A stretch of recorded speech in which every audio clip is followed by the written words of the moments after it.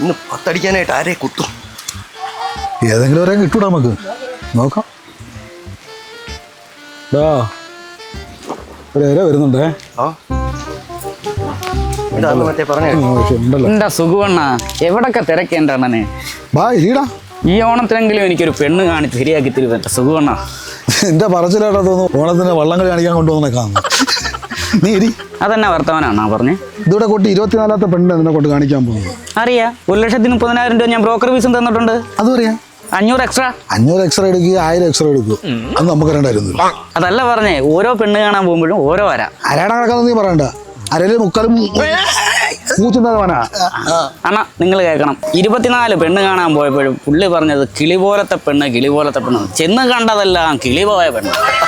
ഇത് അതുപോലെ ആവരുത്. ഇത് അതുപോലെ നല്ലടാ. അല്ല കാലക്കാൻ പെണ്ണാ. അപ്പൊ കുടുംബങ്കലക്കാനാളുമായി. ഇതൊന്നും നടന്നില്ല എന്നുണ്ടെങ്കിൽ കുട്ടനാട്ട് കൊണ്ടുപോയി നല്ല കെട്ടുള്ള മധുരമുള്ള പെണ്ണ് കെട്ടിച്ചു. ആര് തൊഴയും? അവൻ തൊഴയും. സുഗണ, ഈ 10ൽ 10 പൊരുത്തമുള്ള പെണ്ണാണ് ഉത്തമം. അതൊക്കെ വെറുതെ പറയുന്നതാ. ഞാൻ എന്റെ ഭാര്യ തമ്മിൽ 10ൽ 10 പൊരുത്തമായിരുന്നു. എന്നിട്ടെന്താ അവൾ എന്നെ കളഞ്ഞിട്ട് ഉത്തമന്റെ കൂടെ പോയില്ലേ? എന്നിട്ട് ഇപ്പൊ ഉത്തമനെ ഇവിടെ. അപ്പൊ സുഖമാണ്, സുഖമായി.